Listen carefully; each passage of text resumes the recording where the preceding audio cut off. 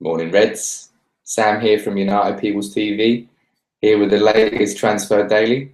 How is everyone? Pretty busy day yesterday, wasn't it? We had lots to cover on Matteo Darmian, Robin van Persie, and it's the same again today. As always, please like the video. Please subscribe to United People's TV if you're new, and comment and share. It always makes a big difference. And let's get straight to it. Now, as much as we had a big update on Matteo Darmian and Van Persie yesterday, there's still lots to talk about with both of them. Starting off with Darmian, the latest is a deal is agreed. That's already in the bag. What he has to do now is pass his medical. So it looks like he's flying to Manchester today. We're probably looking at an official announcement from Man United or Torino today that the deal is done, but his medical is due for tomorrow. Now, by all accounts, the only thing that matters is that Darmian is agreed before Monday, because then he can fly out on the pre-season tour, and that's what matters.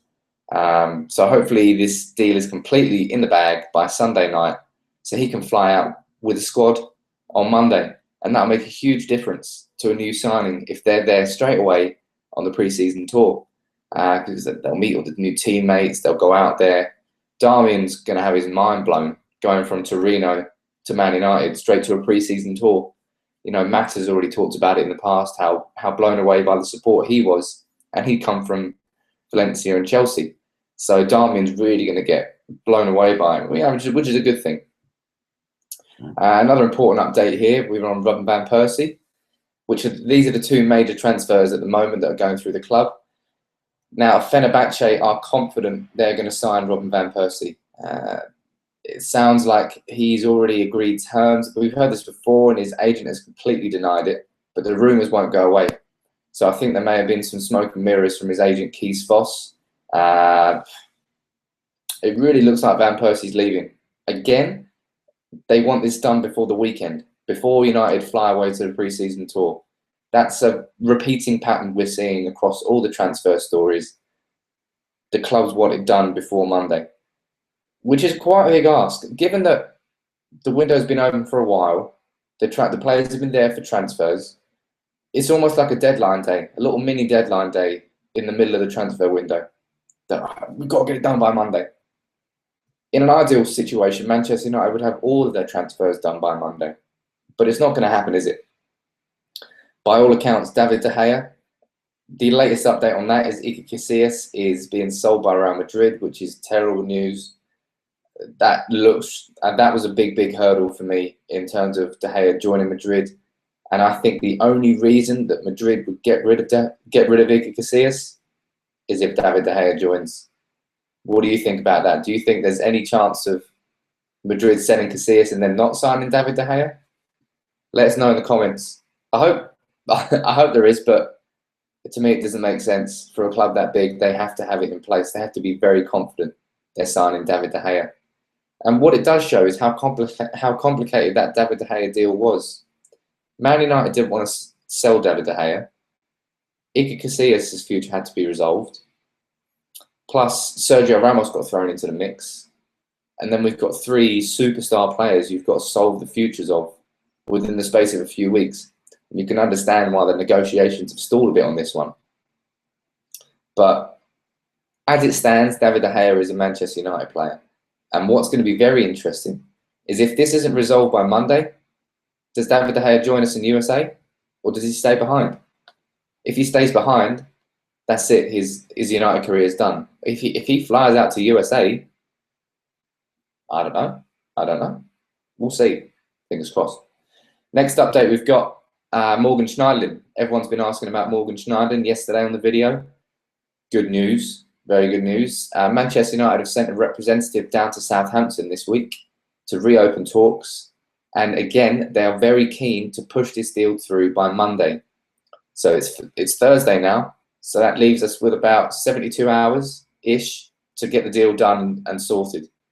Now, Schneiderlin down in I'm not sure whether Southampton are still in Austria on a pre-season training camp, but All that needs to be done there is a medical needs to be done and a fee needs to be agreed, which I'm putting it down in simple terms. It's still quite a lot.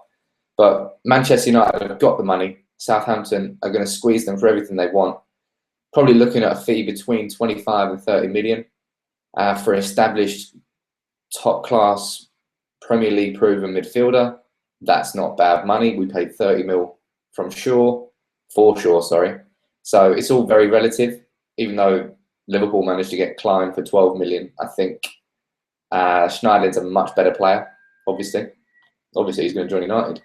So by all accounts, Schneiderlin still looks like the hot favourite number 6 midfielder for us to sign, and talks have been reopened. So as far as we're concerned, it's going in the right direction. We'll keep on top of all of it, as always.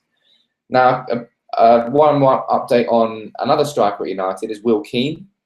The youngster has joined Preston North End on a season-long loan. Now, that leaves us with very little strikers at the club. We've got Wayne Rooney and James Wilson. Robin van Persie is going to be sold. Angelo Henriquez has been sold. Javier Hernandez is injured and going to be sold. Falcao's already been let go, and now we've let Will Keane leave the club. Now, I don't know about you, but I don't want to go into the season with two strikers. Two strikers who, Rooney, he'll get injured at some point this season. Wilson, so will he. Who's going to play up front? This is a very tricky situation because whoever we sign at striker, for signing, you're looking at Muller's, Lacazette's, Lewandowski's, they're going to have to play second fiddle to Wayne Rooney because he's the captain, he's got privileges. He'll be first choice in this 4-3-3 formation. Who do you think we can sign up front that will be happy to play second fiddle to Wayne Rooney? Let us know in the comments, because this is quite a hard question, I think. I don't think Thomas Muller would be too happy in that position. Would Lacazette? Potentially. Let us know your thoughts. Another crazy rumour just to finish it off. It's being reported today in France that Di Maria is close to agreeing with PSG, but Manchester United aren't involved, which is effectively saying that PSG have completely tapped Di Maria up and he's already agreed to join them.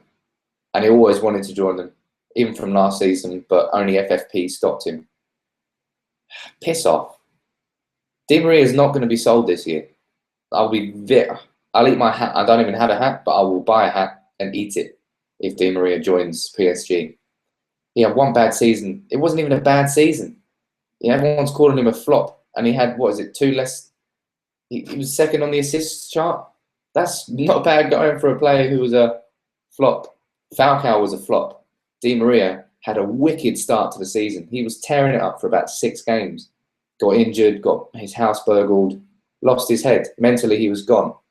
But United will not get rid of their club record signing after 1 season. That's a bad investment. Van Gaal will work at him hard. It's a shame that he doesn't have this pre-season because obviously he's having a rest after the Copa America where he reached the final and got injured. So I think he's injured at the moment anyway. So he's not in the best of shape. But there's not a chance that United are going to sell him. Am I being too confident here? What do you guys think? Do you think there is a chance that Di Maria could leave the club this summer? Let us know in the comments. Speaking of comments, as always, we'll go through a couple of questions that you guys sent in to us yesterday. What have we got here? Somebody was asking about an update on Morgan Schneider. We've already given you that. And there's quite a few of you really sounding confident that Muller's going to be signed. Now, I can't share this confidence because Muller is Mr. Bayern Munich. Just in the same fact that Giggs was Mr. Man United, Iker Casillas is Mr. Real Madrid. I know he's being sold. So maybe I am wrong about this. But we're looking at one of the most complete forwards in world football at a club which is has been in the top 3 clubs in the world for the past 5 years. Bayern Munich are a great team, great manager. Does Muller want to leave that?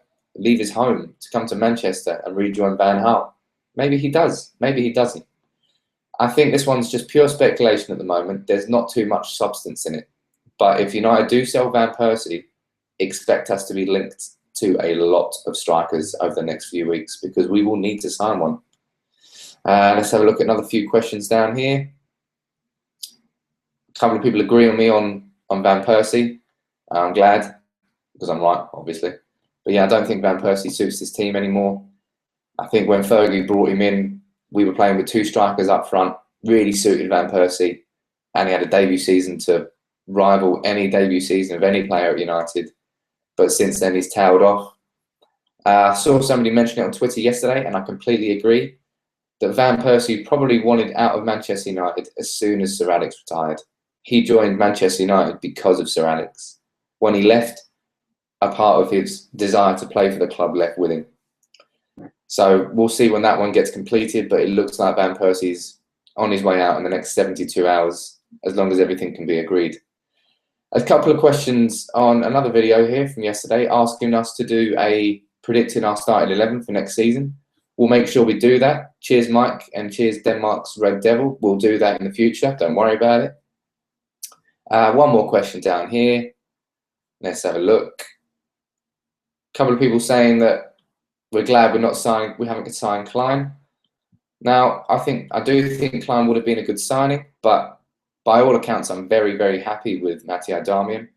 And what we're doing today, if you go over to the People's Person website, thepeoplesperson.com, we'll be having an interview with an Italian specialist who's going to tell us all about Darmian. So you go there and you'll get some great information on the little player, find out a bit more about him. Okay? So that's it for today's UPTV Transfer Daily. Thank you everyone for joining in. It's great to have you all on board. Please like the video. Please subscribe to United People's TV if you're new. And we'll be back soon. All right? See you later.